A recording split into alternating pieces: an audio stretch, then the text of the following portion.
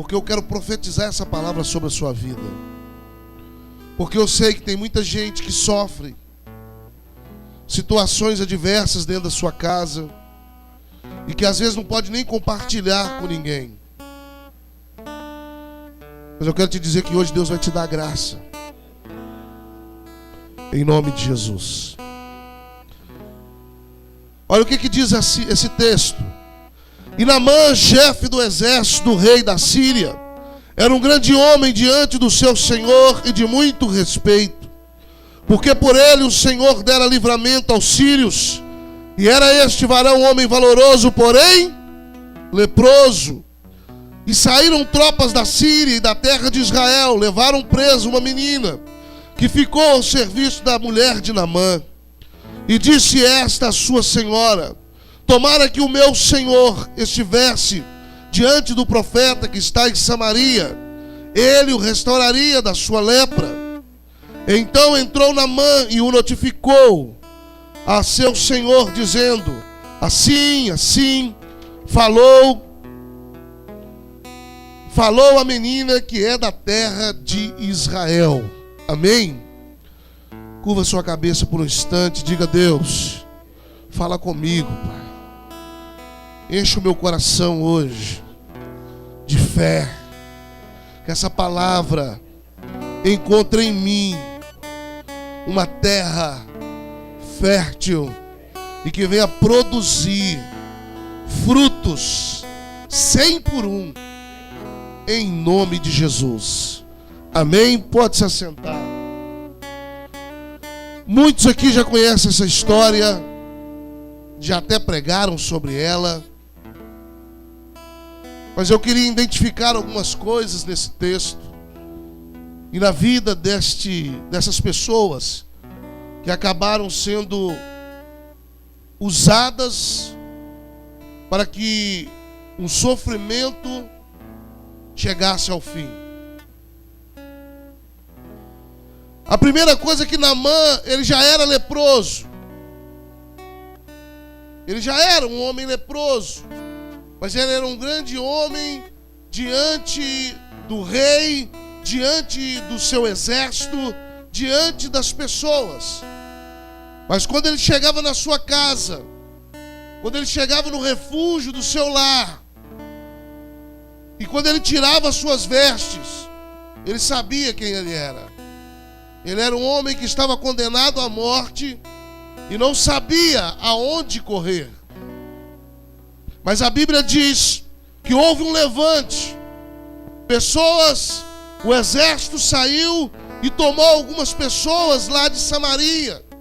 E junto com essas pessoas vieram uma menina. E essa menina foi escolhida para trabalhar ali na casa de Naamã. E ela, como ela tinha intimidade dentro da casa, ela descobriu a sua doença. Ela descobriu que ele colocava aquelas vestes bonitas, aquela farda linda, cheia de medalhas, mas por dentro dele, ele estava doente. Ele era um homem condenado à morte. Muitos de nós que estamos aqui hoje, agora, muitas vezes vivemos assim. Na verdade, estamos destruídos psicologicamente, sentimentalmente, financeiramente. Mas só que nós achamos que isso é uma vergonha, que isso não pode acontecer com crente. Eu quero te dizer, nós fomos chamados para uma guerra.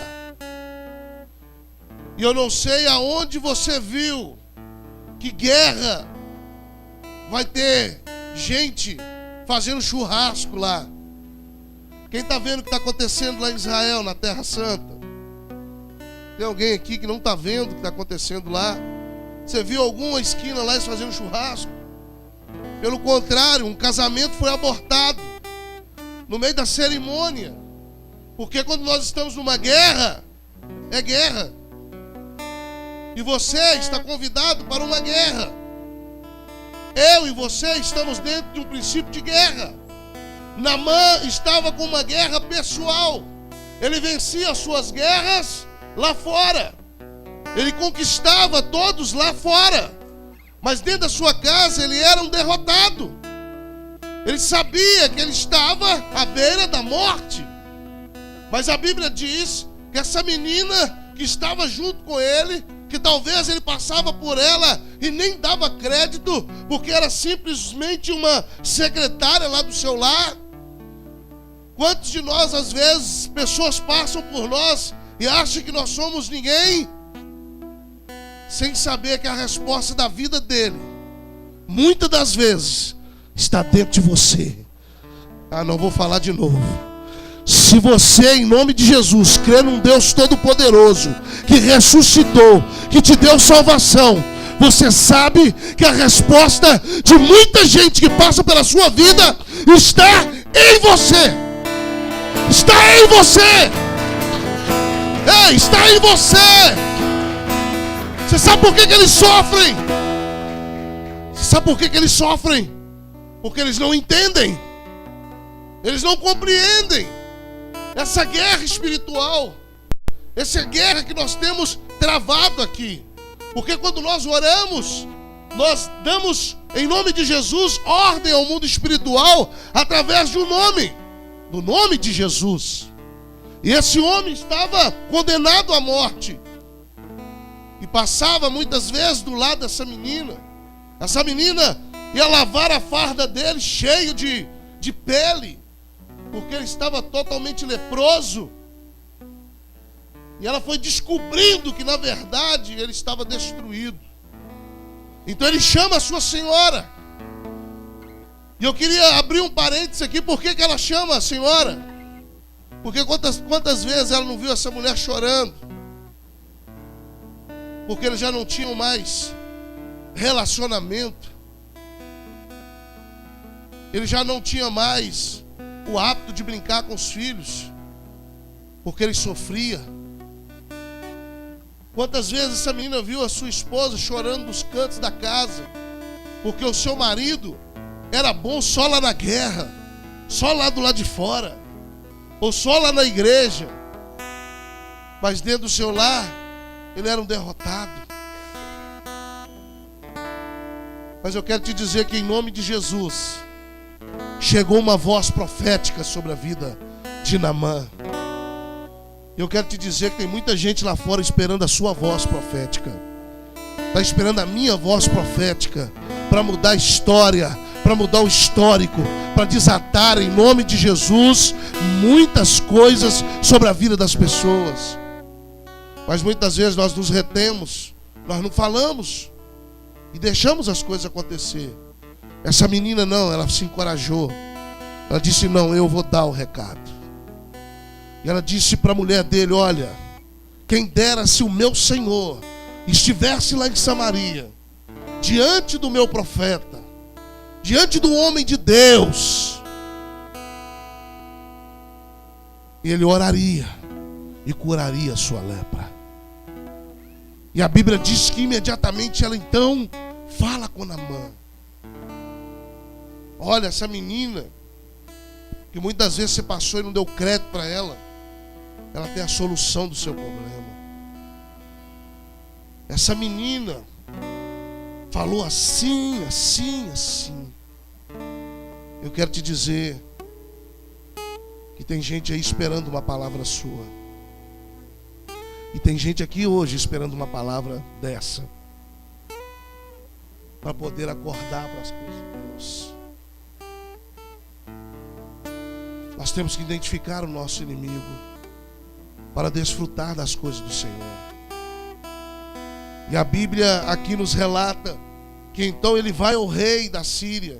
O rei da Síria então manda uma carta para o rei de Israel, dizendo para o rei de Israel: olha, estão chegando meu servo Naamã, cura ele da sua lepra. Segundo passo que eu queria dizer aqui: tem muita gente andando no endereço errado, na rota errada, em nome de Jesus. Tem gente seguindo caminhos que não é para seguir, indo buscar em lugares que não tem nada. Está entendendo isso? Tem pessoas que saem de perto da sua casa, onde às vezes Deus quer operar um milagre, para ir para lugares longe.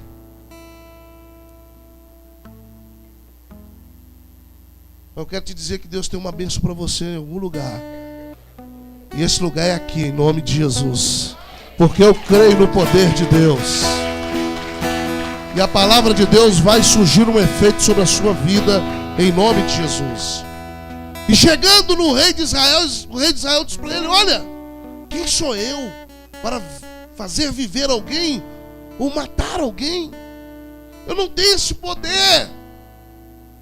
Já vi que ele quer confusão, que ele quer guerra. Quantas pessoas buscam em lugares que não devem buscar e acabam ouvindo coisas que não devem ouvir, pioram a sua fé. Eu já disse isso aqui. Tem gente que olha para você e fala: vem um crente lá, ele vai ter uma palavra para mim, aleluia.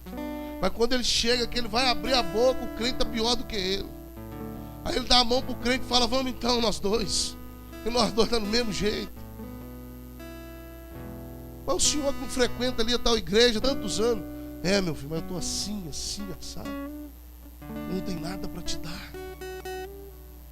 Faz o seguinte, me ajuda, dá uma força para mim, renova-me.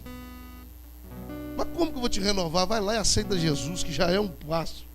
Eu fico muito feliz, porque crente gosta, né, quando aceita Jesus. Quem não gosta, né, irmão?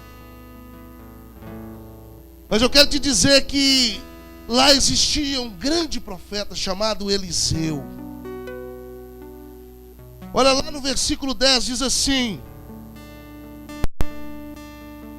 lá no 8: sucedeu, porém, que ouvindo Eliseu, homem de Deus, que o rei de Israel rasgara as suas vestes, mandou dizer ao rei: por que rasgastes as tuas vestes? Deixa ouvir a mim, e saberá que há profeta em Israel. Há profeta aqui. Você é um profeta. Ei, libere a palavra. Deixa eu te falar uma coisa. Eu tenho pregado isso aqui. O problema nosso é que nós estamos preocupando demais com as coisas de Deus. Sabe qual que é a sua obrigação? Liberar a palavra. Libere a palavra. Profetiza. Ó, filho do homem, profetiza. Só profetiza. O problema é que nós queremos profetizar, queremos saber se Deus vai resolver, queremos na hora uma reunião com o Eterno de Israel. Ei, sabe o que Eliseu fez aqui? Chamou para ele a sua responsabilidade. Terceiro ponto: qual tem sido a sua responsabilidade como homem e mulher de Deus nessa terra? Qual tem sido a sua responsabilidade lá na sua casa? Ou você está deixando o negócio correr de qualquer jeito? Não tem se levantado uma voz profética na sua casa? Como diz por aí, a sua banda rolou. Você é o homem, a mulher de casa, e na hora que você chega no sábado de manhã, tem uma música do pagode do fulano de tal dentro da sua casa, e você não levanta a sua voz profética dizendo: aqui não, Satanás. Pode quebrar, que Deus te dá dinheiro para comprar outra. Dá um bicudo no som assim. Eles vão olhar para você e falar: meu Deus. Está entendendo isso, igreja? Chama a responsabilidade para você. A profeta aqui. Mas não, escancar as portas para entrada de Satanás. E depois vem para a igreja perguntar o que está acontecendo. Amém? E olha o que diz mais. Então Eliseu lhes mandou um menino, mensageiro. Quarto ponto: não é do jeito que você quer, é do jeito que Deus quer. Deus quer te abençoar, Deus quer te enriquecer, Deus quer te prosperar, Deus quer tocar em todos os sentidos da sua vida. Mas não é do jeito que você quer, não é do jeito que eu quero, é do jeito que Deus quer. É do jeito que Ele quer. Naamã achou que Eliseu ia se levantar as suas mãos, dizer aquelas palavras proféticas: eis que aqui está um servo do Deus vivo, um profeta. Ele disse: olha, vai lá para mim, lá na porta, deixa ele nem entrar aqui não, e só manda ele lá lavar 7 vezes no Rio Jordão. Se eu te mandar agora, você tomar um banho lá no Rio Arrudas 7 vezes, você não vai. Mas se você tiver um câncer que o médico falou com você que tem 24 horas para você ir pro chapéu, você vai. Você chega lá no fundo dele, lá no Rio da Onça, né? Porque lá vira onça, né? Você pula dentro dele 7, 14, 21 e não quer nem saber. Mas eu quero te dizer que Naamã, em quinto, ele tinha um outro problema. Ele era orgulhoso. E era do caráter dele.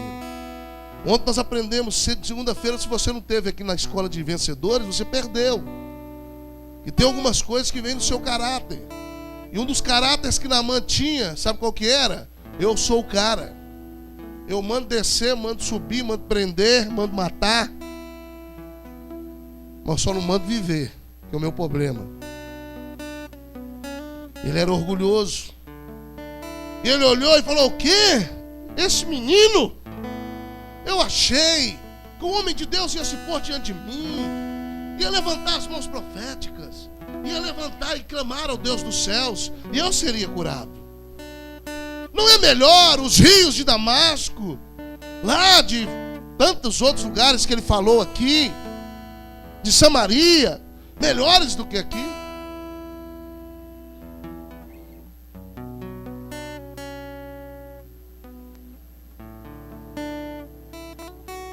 O que Deus tem te pedido que você não quer dar? O que Deus tem te pedido que você não tem dado a Ele? Tempo, gratidão.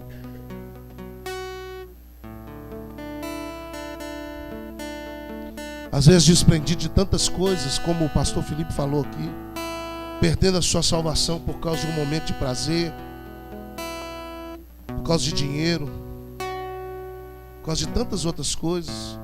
Naamã ia perder a sua vida, sabe por quê? Porque o rio era sujo para ele.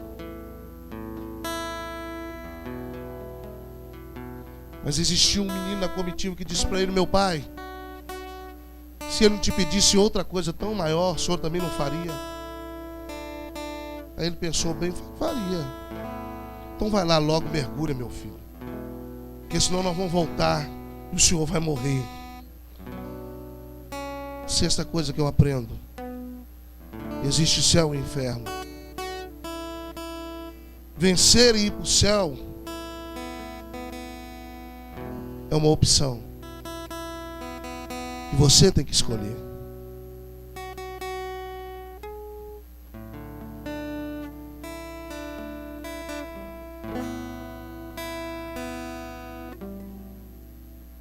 Amém. Entende isso? E a Bíblia diz que ele foi lá e mergulhou 7. Quantas vezes? Ele mergulhou a primeira. Ele deve ter ficado nervosinho, porque não deu nada. Ele mergulhou a segunda e não deu nada. Ele mergulhou a terceira. Também ele estava podre, fedendo. Mergulhou a quarta e também não resolveu nada. Mas a Bíblia diz que na 7ª vez que ele desceu, a pele dele estava pura, limpa, como de uma criança, como de um bebê. Eu quero te dizer em nome de Jesus, glória a Deus, adore a Ele mesmo.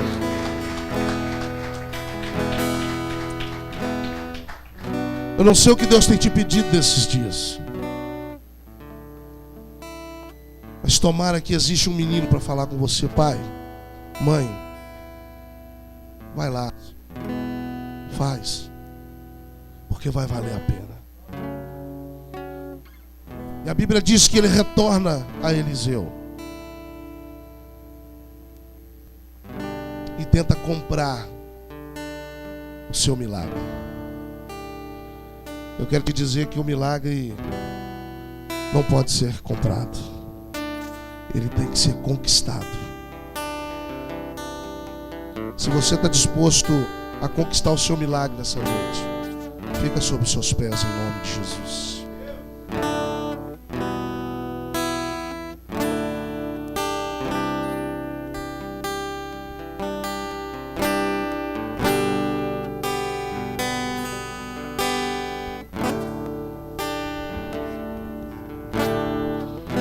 Olha, nós vamos adorar o Senhor.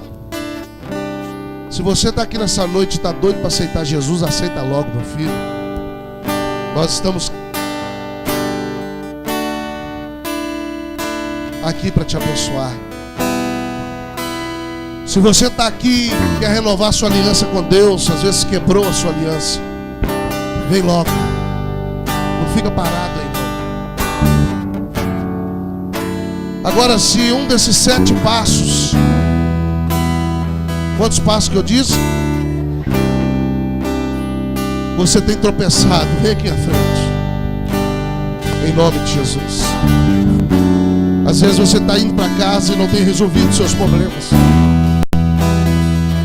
Às vezes aqui você sai alegre, dando paz do Senhor, abraçando, mas chega dentro da sua casa, você está se sentindo derrotado, se sentindo infeliz, nada para você dar certo.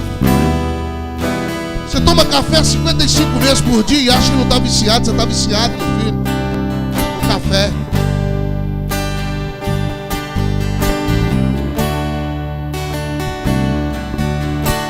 Deus precisa te libertar. Como na mão do meu orgulho, descer comigo e se misturar com as águas do rio, então subirei. Pode sair do seu lugar em nome de Jesus. Curado, eu abro mão de tudo que sou, só pra seguir-te, ó meu Senhor. Eu abro mão de tudo que sou, só pra te adorar, Senhor. Senhor, quebra o meu orgulho,